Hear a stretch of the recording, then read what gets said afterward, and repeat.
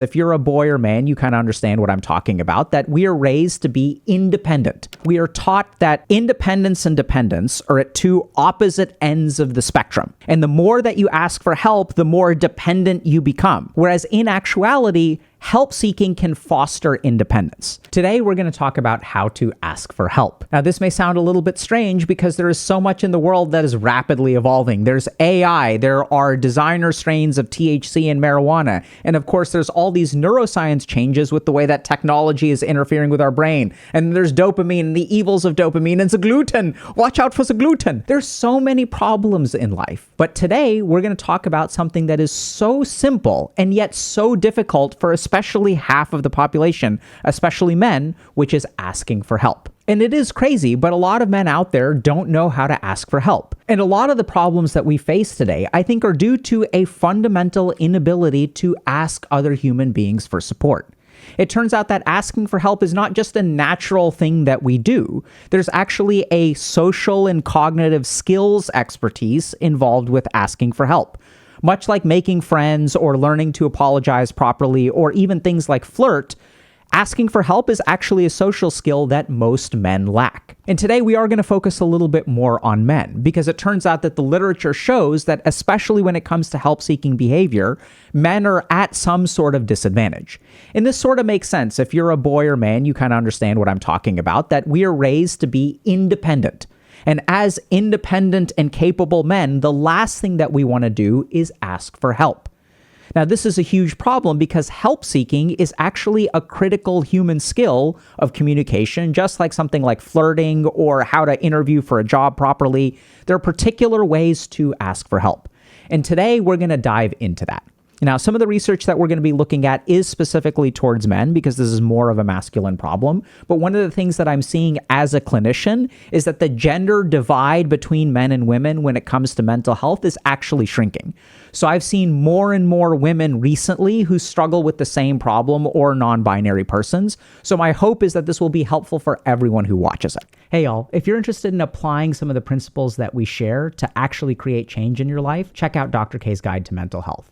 It combines over 2 decades of my experience of both being a monk and a psychiatrist, and distills all of the most important things I've learned into a choose-your-own-adventure format. So check out the link in the bio and start your journey today. So let's start with some basics around help seeking. So it turns out that there are 2 ways to ask for help. One way to ask for help is actually goal-directed and leads to independence over time. It is the acquisition of a skill which then allows you to do it without someone else's help.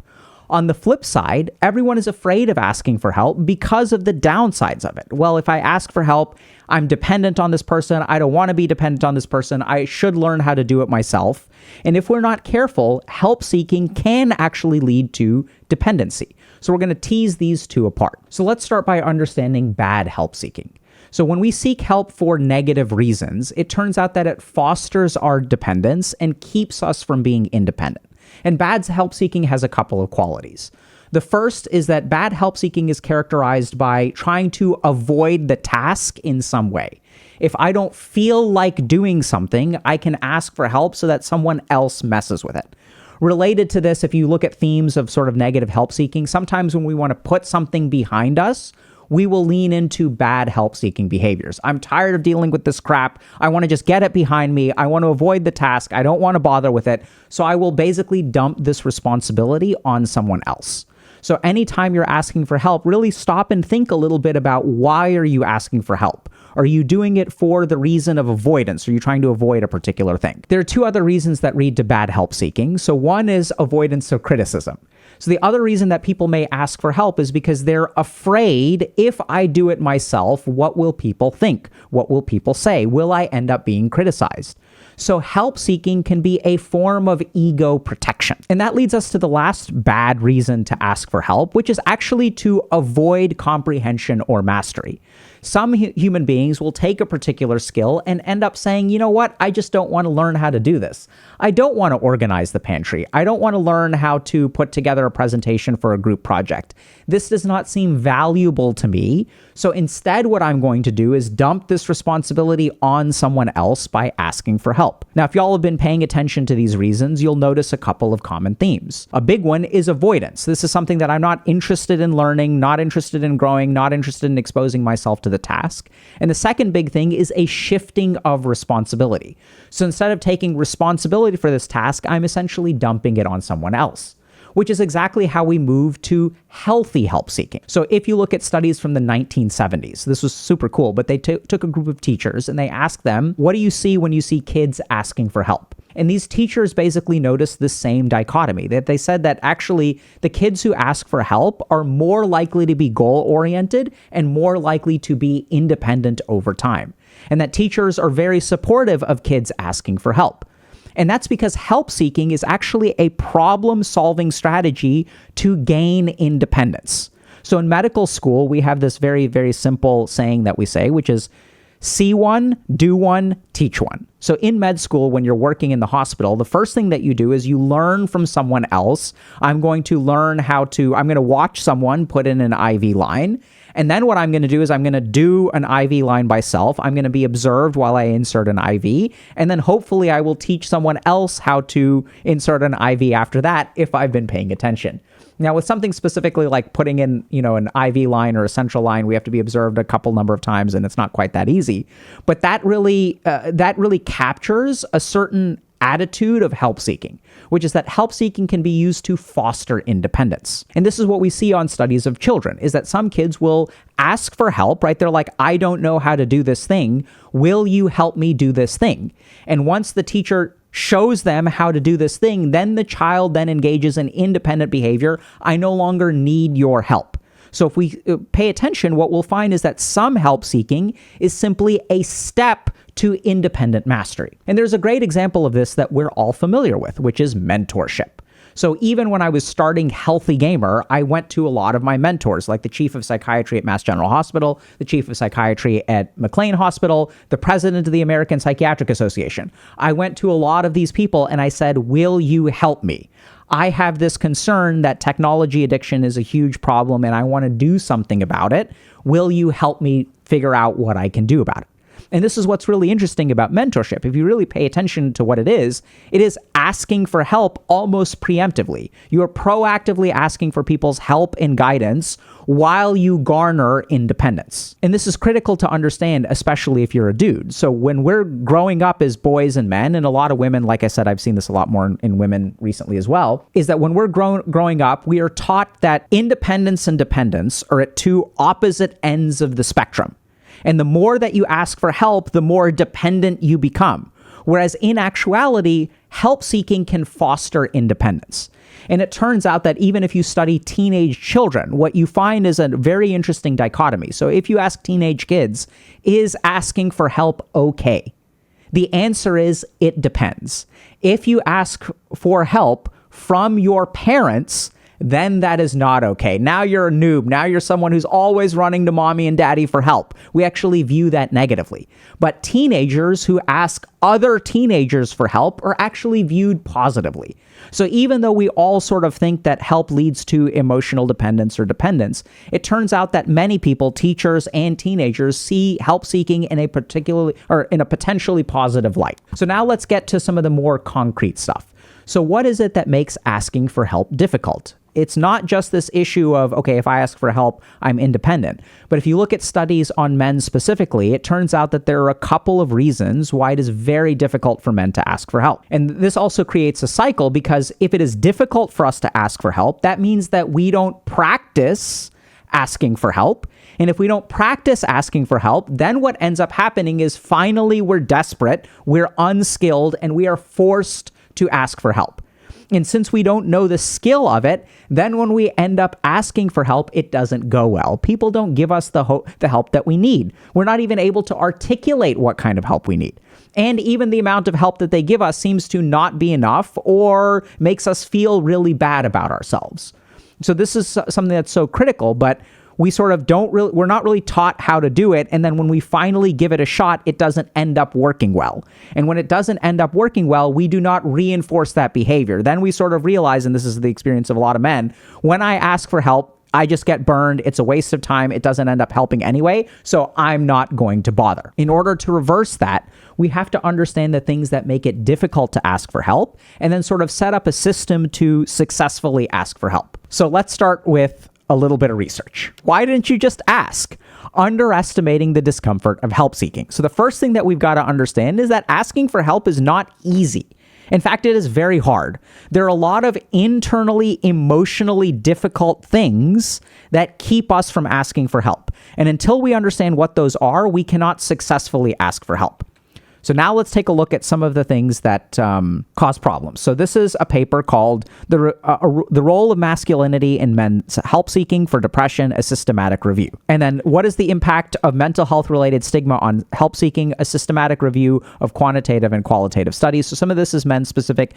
Some of this applies to everybody. So the first thing, difficulty communicating, recognizing, or understanding depression. The notion that men are socially conditioned not to engage in emotion-based communication and consequently experience difficulty employing such language was a recurring theme in 82% of studies, okay? It was suggested that help seeking is often hindered by a limited emotional vocabulary in men, which is maladaptive in therapeutic contexts. We don't do very well asking for help because we don't know how to communicate. So I'll give you all a classic example. When I talk to my male friends, or when I talk to my male friends and I'm talking about the help that I need, or I'm listening to them ask for help, they use very limited vocabulary. They'll say things like, oh, I'm stressed, I'm frustrated, I'm overwhelmed. Now, here's the crazy thing about that. I want y'all to think about that. When someone says, I'm stressed, what are you supposed to do? Is this person asking for your assistance?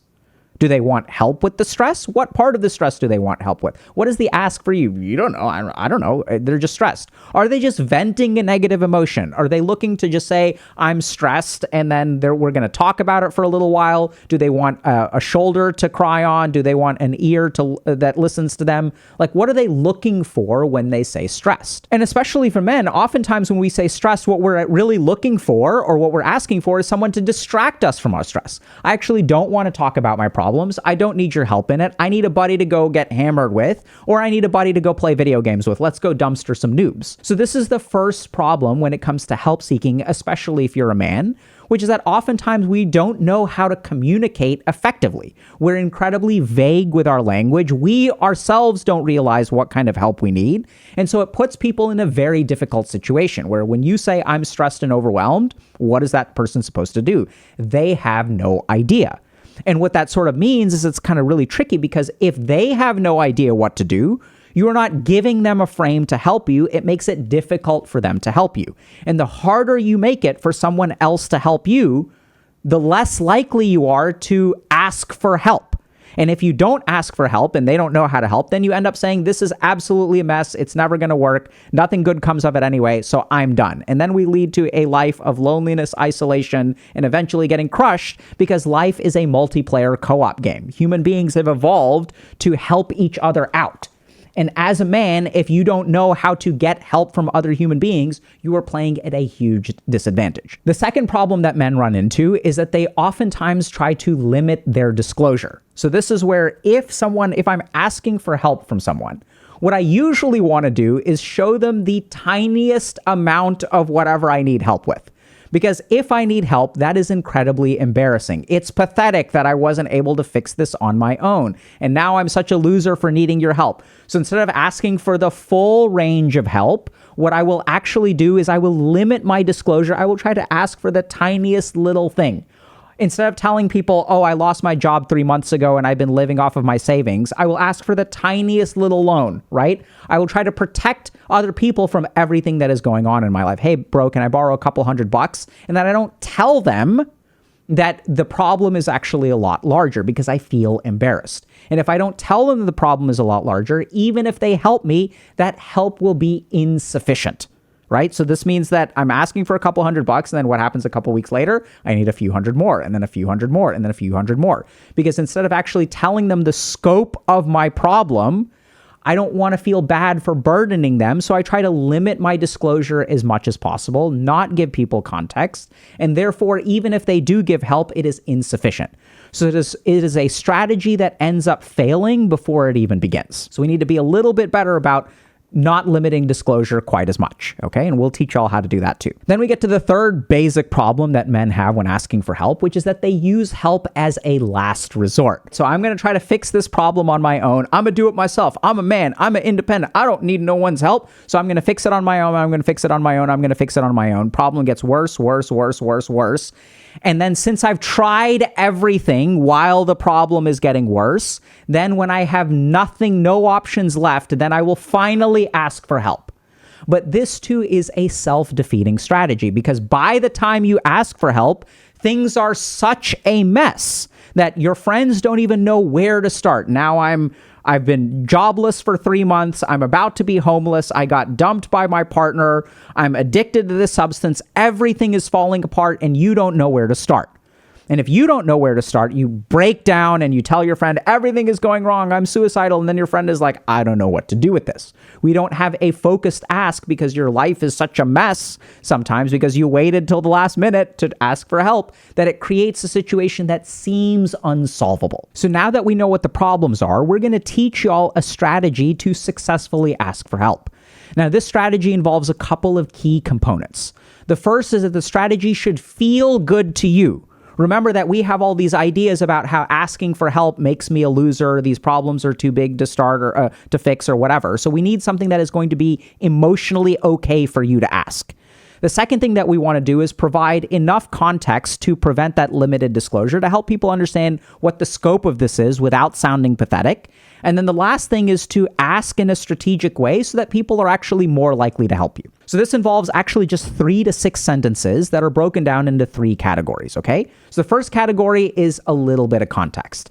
Let people know in just 1 to 2 sentences, you don't need a trauma dump, about what is the scope of what you're dealing with. So let's say we're looking for a job. So I can go to my friends and I can say, hey, I've been out of work for about 3 months. I really would like to get a new job, and I was hoping that you could help me a little bit. So this is where you're starting off with just offering some context. Okay, I've been out of job for a couple of months. I need some kind of help. Second thing that we want to do is actually take responsibility and share with people what we've done. This is critical, okay? So the second sentence is going to be something like, I've applied to 400 jobs over the last 3 months. And I've also tried going to 1 job fair. But despite doing all of this work, I have not been able to find a job. So now you are signaling to this person that you are taking responsibility. And by the way, if we look at likelihood of someone else to help you, the more that you take responsibility for your situation, the more likely someone else is to help you. So when I'm working as a psychiatrist and a patient comes into my office and they're like, Dr. K, I've been addicted to pornography for so long. I've tried this, I've tried this, I've tried this, I've tried this. Please, will you help me? I'm much more likely to say absolutely, because I can see that this person has put in a lot of effort. And we as human beings, we've evolved to help humans who are not lazy. So in our second to third sentence, what we really want to focus on is, this is what I have done so far. Now, if you have done nothing, what you want to do is take a moment to try to do something so that when you ask for help, you can tell someone, hey, this is where I've started, okay? So you want to own up what you've done. The next thing that you want to do is, then we get to the actual help seeking, where you want to be very, very specific with your ask. So context is, I've been out of a job for 3 months. Taking responsibility is, I've applied for 400 jobs. I've been to 1 job fair. And then we need to be specific with our ask. So what do we want this person to do? I was hoping you could review my resume and let me know if I'm missing something, because I've applied for 400 jobs and I haven't gotten really any hits. Can you please take a look at my resume? And the next thing is, you can even ask something else. Can you also introduce me? Let's say I'm applying for jobs as an underwater basket weaver. Can you please ask anyone in your community if they know of any openings? Right? So we're asking for 2 particular pieces of help: reviewing your resume and checking your network for someone who may be able to help me in some way. Do you know anyone that I could talk to that may be able to help me? Right? So you can ask that very specific thing. And if you break these 3 things down into this format, right, where you add some context, so we don't need to limit our disclosure. We don't need to hide, but we also don't need to trauma dump. Then what we want to do is take responsibility. This is what I have done so far, but it's not working for these reasons. And then the last thing is, this is the help that I am asking you for. Can you help me do these two things? So when you structure things this way, first of all, it's like a total of 5 to 6 sentences, right? So it'll take you like a minute or 2. They sort of understand what the point is, and you're asking for a very particular ask, so it makes it actionable for them. And then once they act upon it, that'll also help you feel good because now they're helping you out. You're not quite as alone, but you're also not becoming dependent. You're not asking them to find you a job for you, right? You're doing the bulk of the work, and then they are helping you in some way.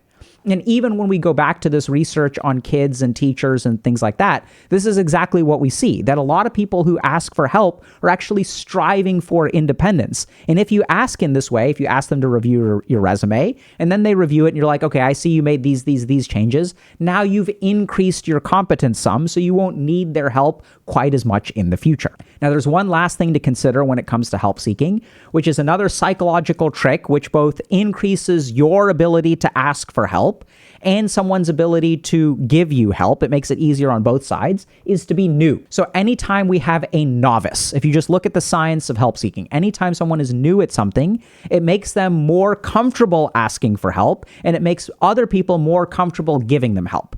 So even if there's something that you don't feel new about, try to approach it in some sort of new way. Hey, I've been working in this field for 6 years, but I'm trying a new, slightly different take on a job role. I've been working in human resources and benefits management, but now I want to move more into the HR and like executive coaching realm. And if you frame things to yourself that way, right? So I've applied for 400 jobs online, but I've never visited a job fair. I've never done networking before. So going to someone else and saying, hey, I've done this before, but I'm trying something new. I'm trying networking for the first time. Can you help me?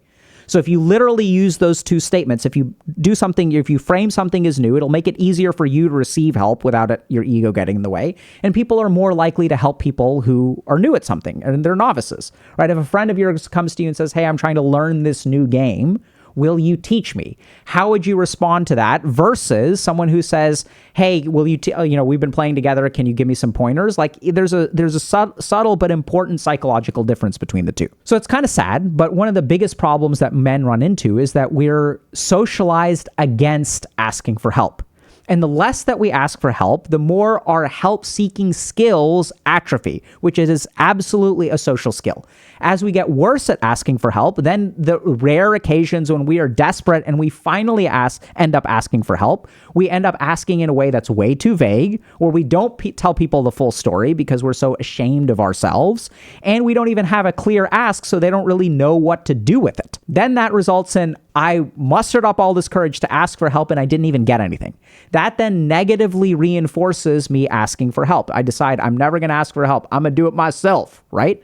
And so we don't want to do that. So in order to change that around, in order to take advantage of the help that other human beings will offer you, because life is a co-op multiplayer game, right? Like that's how it works. We need to understand these factors. And hopefully if y'all adopt this structure of context plus responsibility plus specific ask, you will be able to get some help in life and stop playing this MMO as a single player RPG.